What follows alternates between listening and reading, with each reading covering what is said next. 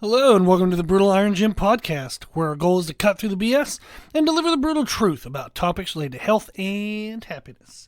Today's podcast number 1686. The topic is mindset, and the title is A Different Perspective on Success. One of my favorite things I get to do is talk to other trainers and other business owners. I've helped people open gyms and help trainers kind of develop their own business. It's been huge blessing, super fun. I love it because I feel like every time I help someone who helps other people, I get a chance to kind of help all those people as well. So it's very rewarding. It's very self-rewarding. So I'm very selfish.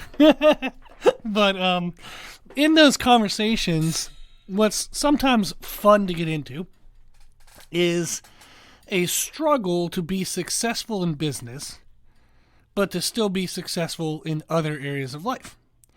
So what I mean by that is a lot of business books that when I started reading and listening to business books, it was actually after I opened my business. So I opened my business, I opened Brutal Iron Gym, and I was like, oh crap, I don't really know what I'm doing. I know how to be a good trainer. I've been a trainer since I was 18 years old. And then I opened Brutal Iron Gym in 2011, and I knew how to train. Like, that was not the hard part. But it was learning, business promotion, financial stuff. That was all kind of the craziness behind it all. And that was when I was like, oh man, I probably need to start figuring this out. If I want to be successful, I got to start educating myself. So a good friend of mine recommended the book E-Myth Revisited Part 2, I think, or Version 2. And it was funny because in the book, one of the major lessons was, if you like doing the job, don't open a business, because, you can be the technician of what you do, but it doesn't mean you're going to be good at owning a business. And I was like, oh, crap, because I already did that. I already made the number one mistake that book said not to make.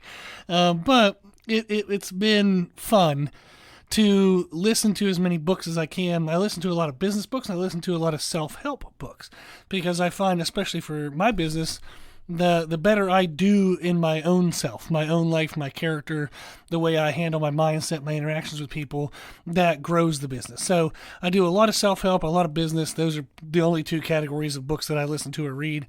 But what was interesting when a lot of the business books, people would talk about being successful after they were successful. So they had already made, a multi-million dollar, tens of or hundreds of millions of dollar company.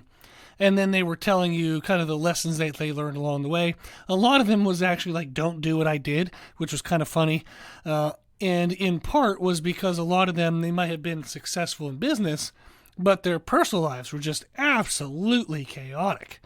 Multiple divorces. Now I understand, I can only control myself in a relationship. You can only control yourself. We can't control the other person. So you don't really know the reasons why, things like that happen. But if somebody's on their fourth, fifth, sixth marriage, or they tried to be married a couple times and they cite in the book that their dedication to the business was the problem, you don't have to guess anymore because they are telling you that that's what the problem was.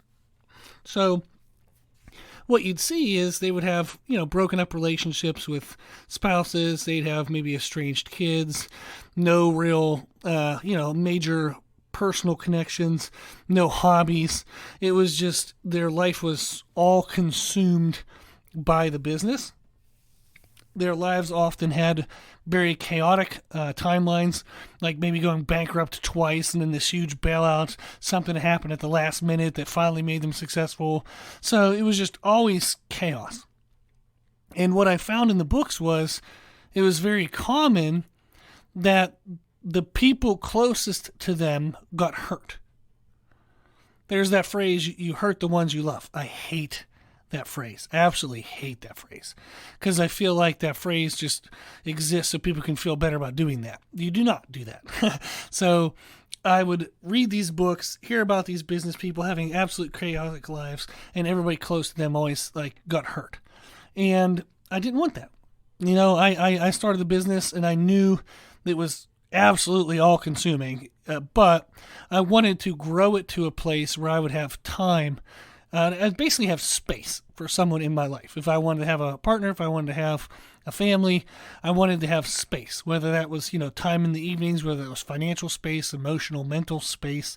I just wanted there to be space for someone because I wanted more than just the business. I did want success in business, but I also wanted to experience life in so many other ways.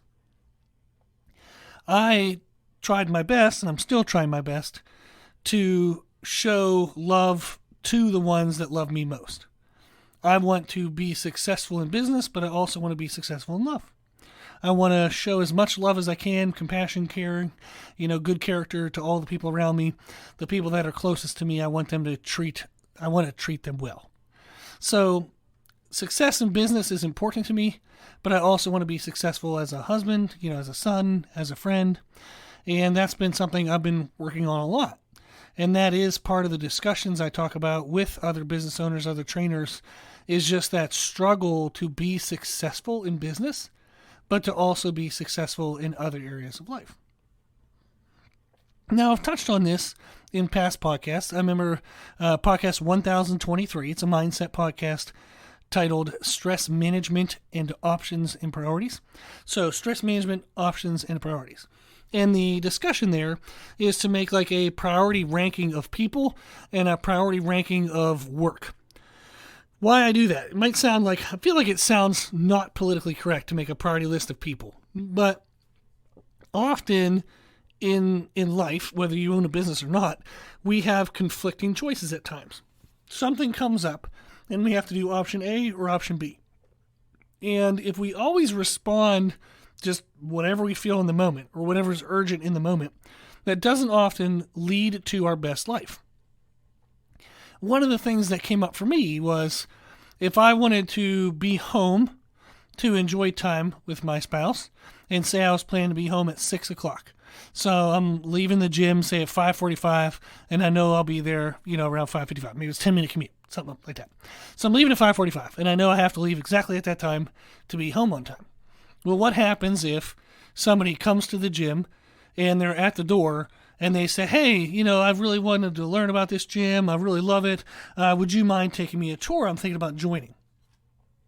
And I wanted to predetermine what my choice would be, because in those moments, when you're faced with urgencies and randomness, you make choices, then afterwards you're like, oh crap, maybe that wasn't the best choice, or you have anxiety about making the best choice. So there's a lot of stress either after the fact or there's a lot of stress in the moment. So I wanted to eliminate all of that. I wanted to make sure that whatever choice I made led to the future that I wanted. So I made the choice, due to my people priority rankings, is I am going to choose my spouse over someone who might be joining the gym. I'll have to look at them and say, that's awesome. I really appreciate your enthusiasm, your excitement. If you want, you can look around the gym, kind of give yourself a little bit of a tour. But I have to head out. I have to go home. I'll reconnect with you if you want. My number's on the door. You can text me that number, so that way I'll have your number, and then we'll just touch base another day. That's it. Are they going to be a little disappointed? Sure. If I were to stay and give them a tour of the gym and be home late, would my spouse be disappointed? Yes. Well, who do I want to disappoint, right? Clearly, I'm going to disappoint the stranger. Sorry, strangers. But I'm going to disappoint you before I would disappoint my spouse. By making a people priority list, for me, this is my own personal choice, but like God is number one. Meredith and I are number two, so we're tied, because if I don't take care of myself, I'm not going to have my best self to give to anybody else. But it's sometimes you do have to sacrifice, something you want to help your spouse. Like, it's kind of like a give and a take. So we're tied to make sure it's an equal kind of give and take kind of thing. Then I have like my parents, then I have my brother, then I have like my friends, so there's the people priority list, that kind of stuff.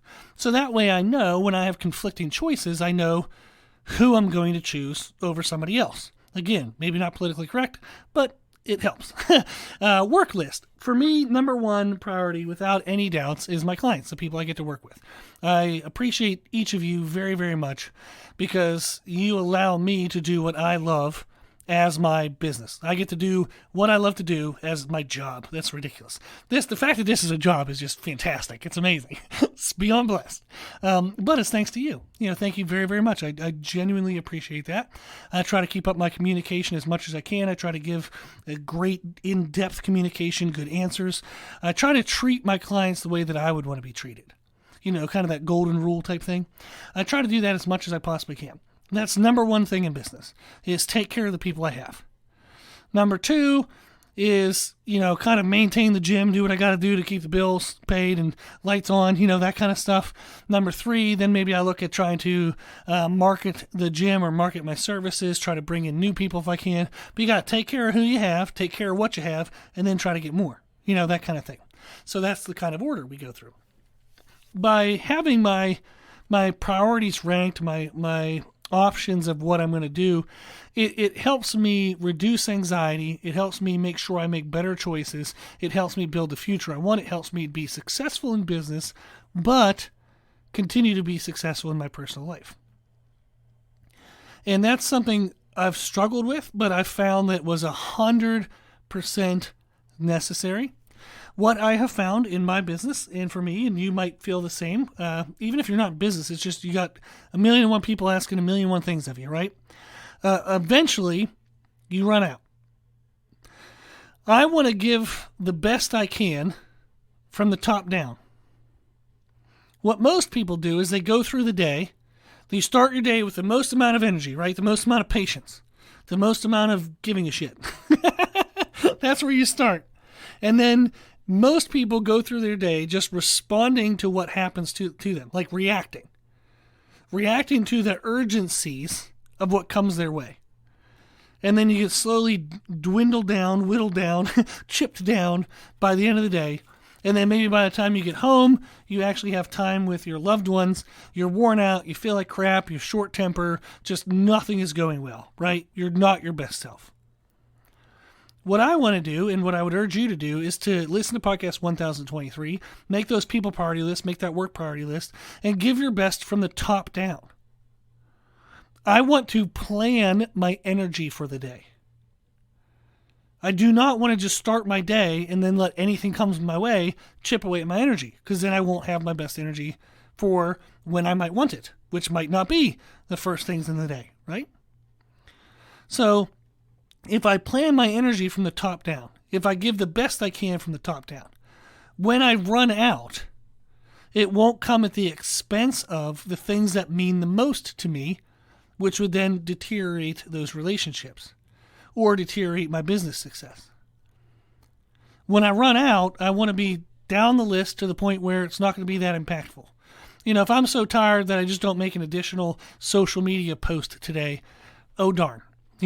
Social media posts are important. I don't want to dismiss that completely. I found, actually for me, when I post twice a day, that business starts to pick up easily within 3 to 4 weeks of me doing that. It's a good way for me to kind of push for more clients. When I get overwhelmed and a little struggling with too many things, I start to post maybe once a day or every other day, and that slows things down for me a little bit. So I actually have found that social media posting does influence the growth rate, whether that's faster or slower, for the business. So it's important. But that's something that if I just miss that for one day, oh well. But if I lose my temper and, I treat my wife Meredith like I'm mean to her, or I say some kind of snippy comment to her, oh, that doesn't just go away. That would make me feel like shit. And it's probably going to make her feel like shit. And I don't want her feeling like shit. I would never want to do that to her.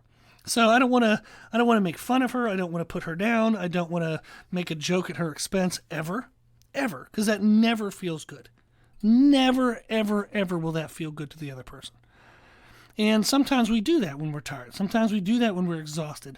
When we just running out of patience, we're running out of energy, we're tired, right? You're tired. Well, don't get tired at the wrong time. By giving your best from the top down, when you run out, you run out. You're going to run out. But make sure you run out at the things that don't matter as much. Right? That don't have as much of an impact. Now, I continue to try to improve on how long I can last before I run out, and I'm sure you do as well. So that's something to always be working on. But it is something to be giving attention to. Now, when we look at the traditional definition of success, or like the social media definition of success. So when you listen to motivational speeches or gurus, success gurus, life coaches, overwhelmingly what I see is you have to be all in or you're a loser. You're either breathing, eat, breathe, sleep, blah, blah, blah, 24 hours a day. You got to be fully committed. You got to do everything, or you're a total freaking loser. That's what I see on social media. One guy, I saw a video, he's like, I break my day down into 10 minutes, and I work my day in 10-minute segments. What you do in an hour, I can do in 10 minutes. And it was just like, it's super intense, and every minute of the day counts, and just crazy high pressure, right? I think that's what the predominant message is. That's what social media success is. Screw everything else. You're all in, or you're a loser, right? Well, the downside is that may or may not make you successful in that one area. So if you hyper-focus on business, you may be successful in business. You might not. Even if you hyper-focus, you still can make a bunch of dumb decisions and just crap luck comes your way and it just doesn't work out, right? A lot of business is luck. So even if you hyper-focus, you may or may not be successful in that one area, but you sure as hell will not be successful in any other area. If you don't give any attention to anything else, everything else dries up and dies. That's the way it goes, right? If you don't water it, it ain't going to grow. If you don't give it attention, God knows what's happening to it, but it isn't going to grow on its own. You're not going to have amazing relationships. You're not going to have a great quality of life if all you're doing is hyper-focusing on business. So I want to be successful in business, but I also want to be successful in my personal life. Meredith and I were watching a movie recently, and there was this guy, I believe he was a sports agent, and he was saying that he wanted to grow his business and become a millionaire, eventually sell it for millions of dollars, tens of millions of dollars. And in the process of doing that, of trying to grow his business, he was screwing over everyone and anything that he needed to in order to grow the business. And what happened was he was able to sell the business for, 50, 60, 70 million dollars. But he ate dinner alone. His celebratory dinner, after he sold the business, he ate alone because there was no one there to celebrate it with. He didn't have a relationship. He didn't have friends. There's no one. He was isolated because all he did was focus on business. He didn't care about whatever relationships that didn't grow his business. Like if they grew his business, he was all in, right? He would schmooze and treat you the best, but then next week, if he needed to, he'd stomp on your throat. That was how he grew his business. But he ate his celebratory dinner alone. I don't want to grow my business, but eat alone. And I'm assuming that you don't either. I'm assuming that whatever your goals are, whether it's business, whether it's physical fitness, whatever it might be, financial goals, whatever your goals are in life, you want to achieve that, but you probably also want some other things as well, right? You want relationships. You want, good finances. You want less chaos in your life. You just don't want all this up and down turmoil and running around crazy and not knowing what's going to happen the next day. So I was recently talking to a couple business owners, and we talked about that we want to be successful in business, but successful as a spouse, a parent, a friend. We want to take care of ourselves, take care of our loved ones, and help other people while making money. That is what true success is. It's success in all areas, which unfortunately takes attention in all areas. So it's very freaking hard. You have to give balanced attention, but that doesn't mean you give equal attention to all areas.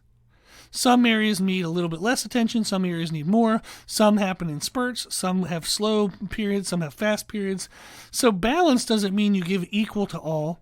It means you're constantly trying to progress and take care of each, which is a fluctuating model. It's a fluctuating model. It's very challenging.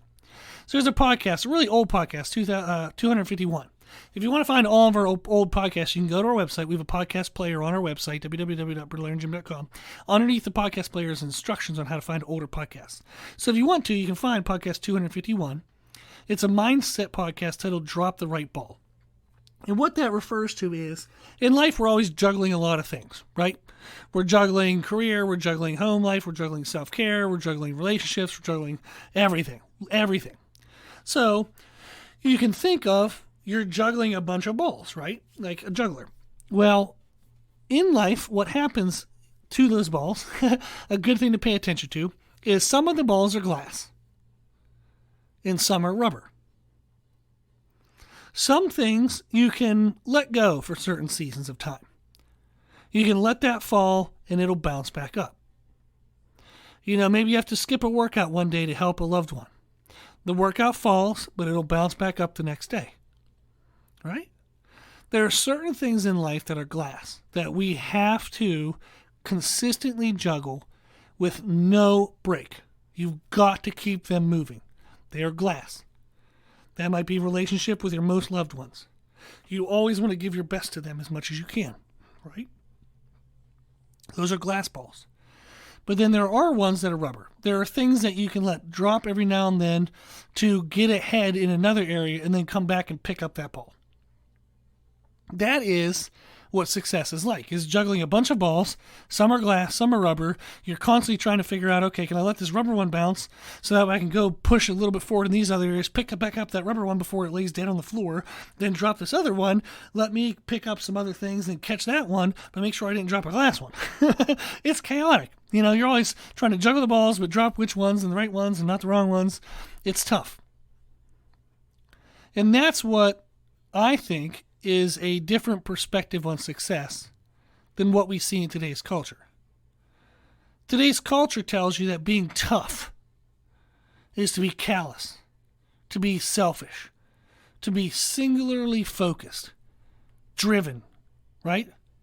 Just crush everything and anything in your way. If you want to be successful, you got to be all in. Screw everything else, screw everyone else. You've got to go for it, right? That's what they say success is. That's what they say being tough is. But it's not. It's not tough to be singularly focused. That's easy. What's tough is to pay equal attention to every damn thing in your life and give equal effort. Give that balanced effort where you're constantly juggling, pushing, pulling, figuring that all out, right? You're trying to progress everything over time. That's what true toughness is. That's what true success is, because it's hard as hell. It is difficult to make progress in every area slowly over time because it requires constant effort, unrelenting, constant effort, and it requires patience. Those are two things that are super freaking tough to do together. To have to put in effort every damn minute of every damn day, but wait months, if not years, to see the result. That's tough. But that's what success really is progression in all areas over time. You will have dips. You'll have setbacks. You'll have ebbs and flows. You will have to, at times, laser focus in, figure out the minute little small details, sort it out, and then pull the perspective back out, get a bigger picture, global picture over your life, see what areas might be falling behind, then laser focus into that area. So you have to be very good at changing the depth of focus. You need to be able to get into the fine nitty-gritty details, but you also need to be able to pull back and see your entire life in one view. That's challenging. To be all in, to be hyper-focused, to look at only one thing, that's easy. It's all-consuming, so it feels like you're being hardcore and tough, but it's easy. And also, you can lose yourself. If you focus too narrowly, you will lose sight of the rest of your life. You'll lose sight of the rest of everything that you want. If you have that all-or-nothing mindset, you're going to get a lot of nothing. You might get all in that one area, but you're going to have nothing around it. You're going to eat alone. So I would encourage you is to not use the old definition of success, is being the best at one thing. Consider a different perspective. Work to make progress in all areas over time. Work to be diligent and consistent every single day. But learn to be patient.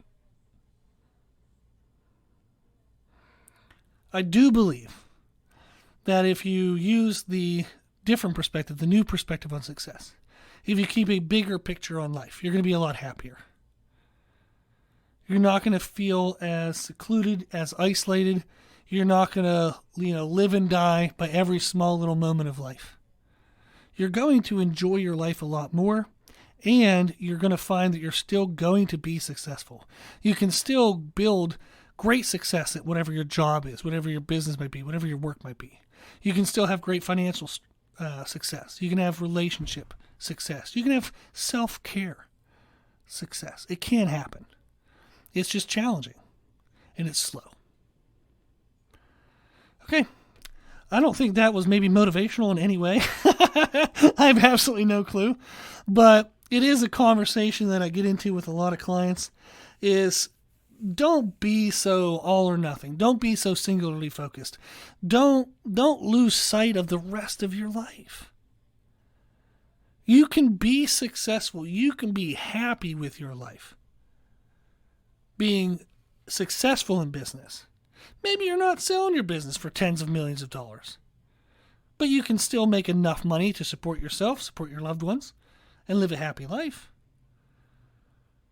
But if you can make that money, be that successful in business, but have loved ones to share it with, have a life to enjoy, that is success. Okay. Well, I wish you the best. If you need anything, if you have any questions, just reach out. My email is brutalironjim@gmail.com. I appreciate you listening to the podcast. I hope you really enjoy it. I hope there's benefit from you for you every single podcast. If you like the podcast, please share it. The more people you share it with, the more people can help. Also, thank you to those who donate to support the podcast. I do truly appreciate the donations. There is a high hosting cost for the podcast platform every year. I appreciate the donations. Even just $5 a month helps a lot. So thank you to those who do that. You can donate on our website, www.brutalironjim.com. If you like the information we share in our podcast, you can find more from us on our social media channels. You can find us and please follow us on Instagram and on YouTube under the name Brutal Iron Jim. As always, I hope this was helpful, and thank you for listening.